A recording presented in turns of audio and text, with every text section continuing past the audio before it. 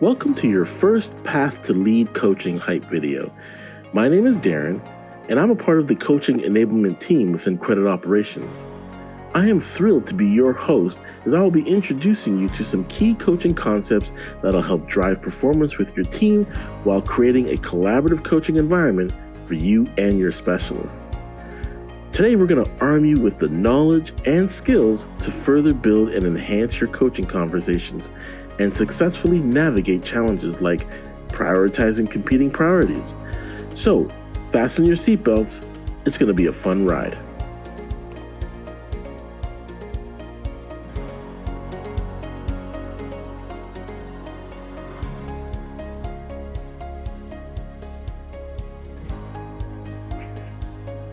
But first, let's meet the team that will be partnering with you on this Credit Ops coaching transformation journey. First, there's our leader extraordinaire, Nicole Caroli. She is our strategy, support, and enablement director. She oversees quality, strategic planning, change management, employee engagement, and all things coaching. Next, we have Carla Da Silva. Carla is our senior manager of engagement. She keeps our team on track by ensuring we meet our deliverables while strategically mapping out our monthly goals and other initiatives. And finally, we have our coaching enablement managers, Richard Destina out of Montreal, and myself, Darren Broadbelt here in Toronto. We create content to support our frontline managers to create alignment and support our managers in their conversations through monthly observations. It's important to say that Path to Lead is not rocket science. Everyone can be successful within this transformation journey. I want to share with you 3 things that will make you successful in this program. First, be present, be open-minded, and be a learner, not an observer. By being present, we mean showing up for the scheduled sessions. Pay attention and stay focused. Keep devices away, as there's no such thing as multitasking. And of course, especially in our virtual environment, no talking while others are talking. In terms of being open-minded, we ask that you don't dismiss things until you've given it a chance and be prepared to try something even if it feels uncomfortable. So let's start, shall we? I'd like for you to play with me for a moment and cross your arms in front of you. Good. Now how does that feel? Comfortable like that, right? Now uncross your arms and cross them the opposite way of what comes naturally to you. Now, how does that feel? Awkward, uncomfortable, weird. I bet it does.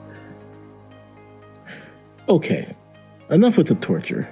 Now go back to the way that it feels natural to you. Now that feels better, right? Here's the thing. Path to Lead will teach you things that are going to make you feel uncomfortable from time to time. And we're going to ask you to get comfortable being uncomfortable. The reality is that you'll naturally be drawn to going back to your comfortable ways because it feels better. But if we keep doing things the same way and expecting a different result, that's not going to get us the progress and development we want. Okay, great.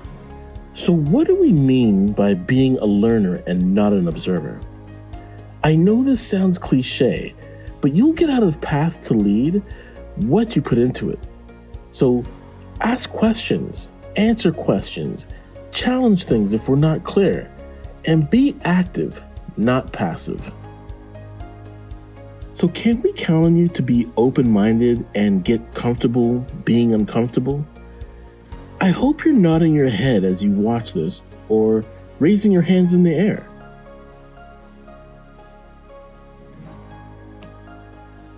For today, we'll be spotlighting some key learnings to help prepare you for your first workshop. First, we're going to look at the connection between neuroscience and coaching. We'll also answer this question: what is coaching? and showcase the differences between management, leadership, and coaching. And finally, we'll share a coaching video so you can see what a collaborative coaching conversation looks like.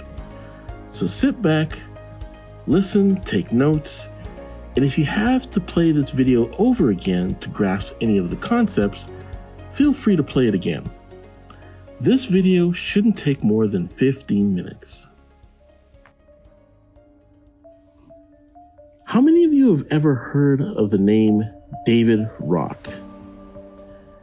David is a co-founder and chief executive officer of the Neuroleadership Institute, and he coined the term neuroleadership. He started a global initiative bringing neuroscientists and leadership experts together to build a new science for leadership and development. And he's the author of a book called Quiet Leadership. In his book, he has a great quote that says, "We need to give up on our desire to find behaviors to fix and become fascinated with identifying and growing people's strengths." Coaching works under the theory that it's better to have conversations rather than telling people what they should be doing. It's about focusing on what can be done moving forward instead of what didn't go right on the last call or in previous instances. It's about leading people through their thoughts and empowering them to move forward and be excellent in what they do. It's about being fascinated by watching people grow and develop. Now you're probably wondering, what does neuroscience have to do with coaching? That's a good question. Now, before I begin, I want to preface my comments by calling out that I am not a neurologist, nor am I a neuroscientist. But I want to share with you some information studied in the area of neuroscience that I think will prove to be helpful in your path to lead journey. Let's start with your brain, shall we? And for this, we'll look at 3 components that make up your brain. First, we have the reptilian brain, also known as the primal brain. The primal brain is where your body focuses on things like feeding, fighting, fleeing, and reproduction. This part of your brain controls all the vital functions of your body. Next, we have the limbic system.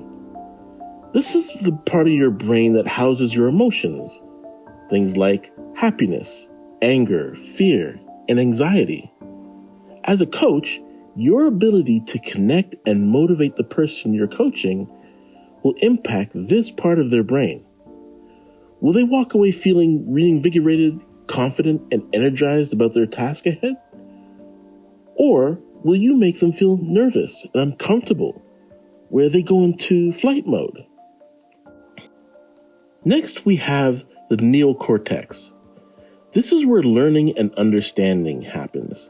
This part of the brain deals with the higher function of your brain for things like sensory perception, which looks at hearing, vision, taste, smell, and touch. Motor commands, conscious thought, and reasoning all happen in this part of your brain. Why it's important to understand this part of how the brain functions is because as a coach, your goal should be to put your fraud analyst in a state of collaboration and willingness to engage in the conversation to where they feel comfortable, because in doing that, you will get the best out of them. Alternatively, if they feel nervous or judged or unsafe, they will shut down and go into flight mode. Think of your brain like a connected machine. Your brain is constantly rewiring itself. Not only does it change from one day to the next, it changes from moment to moment.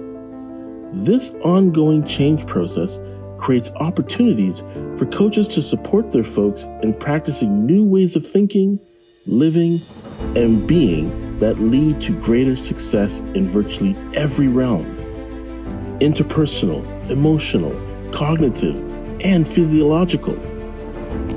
So I think it's safe to say that coaching positively impacts the brain. The brain states and physical states experienced by coachees during coaching make temporary positive changes in the coachee's mind. When these changes are generated consistently through coaching, they become sustainable habits. Coaching has the capacity to shift coachees into the most productive and impactful states, to where they literally become happier and more successful. So let's jump right into some basic concepts around coaching. Our first step is to create a common language around the definitions of management, leadership, and coaching. These terms get bounced around a lot and can mean different things to different people. For example, have you ever heard yourself or someone say, "I need to schedule some coaching time with Bob to discuss his 2 lates this week"? Is this really a coaching moment, or is it something else? Let's look closely at the definitions and some examples of each to get aligned on the important differences. First, management. Management tends to be very focused on the what and typically has a lot of tell to it. These include activities that manage or mitigate risk we need to do to keep control of operations and ensure compliance to business policies and procedures. Management activities reduce risk by creating process and routine. Some activities include analytics and reporting, process improvement, and HR issues. Anybody get any of those? Now let's look at leadership. Leadership tends to be more focused on the who and the why. Good leadership typically calls for a balance of some tell and some ask. Leadership activities build culture and drive change. Some examples include creating vision with clear objectives, growth and development, and leading by example or modeling. Okay, so if that's management and leadership, then what's coaching? So let's have a look at what coaching is and what coaching isn't. Really good coaches ask and collaborate. They don't tell or dictate what to do. They listen and brainstorm. They don't assume they know the best or that their opinion counts the most. And they build on their specialist strengths to take them from good to great. They also coach for continuous improvement and innovation. Coaching is not about fixing mistakes. Coaching is helping your team build their skills. Effective coaching replaces old habits with new habits. Activities can include things like deliberate practice. That is practicing a skill in a safe environment. Observational coaching with balanced feedback for a demonstrated skill. Driving KPIs to create consistent performance results. And of course, follow-up conversations to reinforce new habits. To gain alignment, let's get specific on the definition of coaching. To be effective in coaching, a leader has to meet the following criteria. So in terms of where, coaching is one-on-one, and it can be in the field of play. It's real-time, proactive, and observational. In terms of outcomes, there's an agreement to a specific action to meet a goal or KPI. There's a check for evidence that they know both what to do and how to do it. There's a specific commitment from the specialist to implement. That includes when and how. And the last one is that there's a specific commitment from the coach to follow up that also includes when and how. So that's the path to lead definition of coaching. We'll be working towards those outcomes as we journey through path to lead. And to do that, we'll be breaking the skill of coaching down to 4 specific, repeatable steps. Here's a sneak peek of our 4-step coaching path for those of you that are curious. We'll be getting very familiar with the coaching path plus so much more. But until then, that'll do it for this hype video.